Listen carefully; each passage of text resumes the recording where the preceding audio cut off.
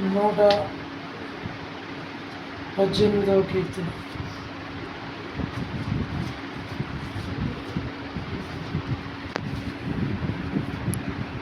నూట 18వ కీర్తన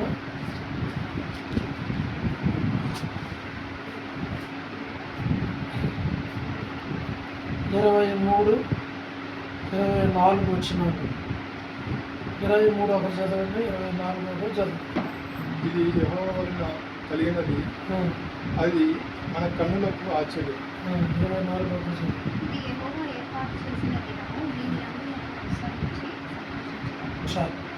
ఈ 2 వచనాలు.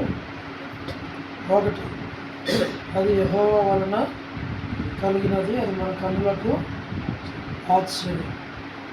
దేవుడు చేసే కార్యాలు ఆశ్చర్యంగా ఉంటాయి కాబట్టి అది మనకు తెలియదు.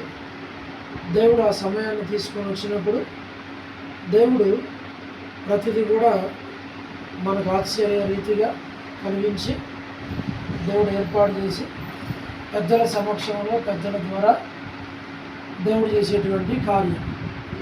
కాబట్టి ప్రతి కార్యానికి పెద్ద ఎవరంటే దేవుడే, తర్వాత మనం.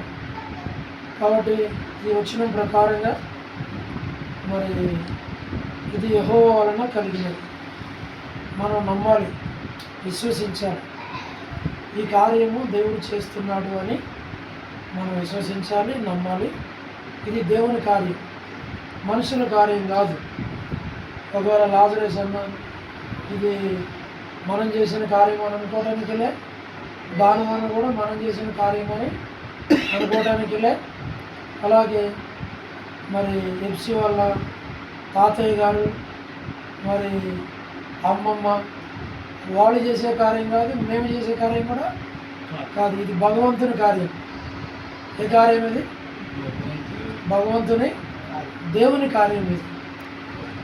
దేవుడు అన్నిటిని ఏర్పాటు చేస్తాడు. మనలాంటి పెద్దలని ఆ సమయానికి అక్కడికి సమకూర్చి తీసుకొని వచ్చి దాన్ని జరిపిస్తాడు. అందుకనే పెద్దల నిర్ణయము అని చెప్పేది.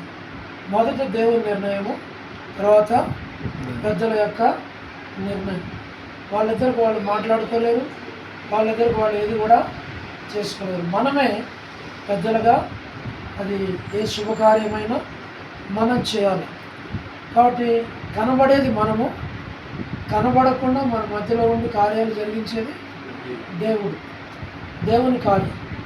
కాబట్టి ఇది మన కన్నులకు ఆశ్చర్యం, యెహోవా వలన కలిగింది. తర్వాత రెండవది, ఇది యెహోవా ఏర్పాటు చేసిన దినము, దీని యందు మనం ఉత్సహించి సంతోషిస్తాం. ఈ దినము నిజంగానే ఏర్పాటు చేసిన దినం, దేవుడే ఏర్పాటు చేశాడు. కాబట్టి దేవుడు అన్నిటినీ అనుకూలపరిచాడు. కాబట్టి అలాగే దేవుడు ఈ బిడ్డలను దీవించి వారికి ఇచ్చిన సమాధానం, మనకిచ్చిన సమాధానాన్ని బట్టి మనము వారికి ఇప్పుడు ఏం చేస్తామంటే మనం బైబిల్స్ ఎక్స్చేంజ్ చేపిస్తాము, ఆ తర్వాత ప్రార్థన చేస్తాము, ఆ తర్వాత కలిసి మనం ఫొటోస్ వారికి తీసుకుంటాము. ఆ తర్వాత దేవుడి సమయంలో దేవుడు వివాహం కొరకు వాళ్ళని సిద్ధపరుస్తాడు. ప్రతి అవసరం అక్కర దేవుడు తీరుస్తాడు, సహాయం చేస్తాడు.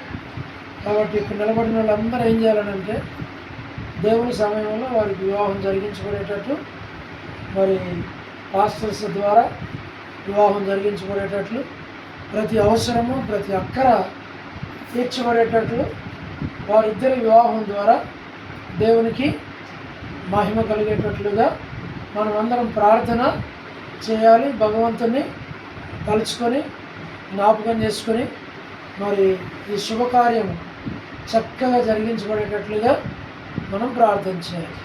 ప్రార్థన చేద్దాం.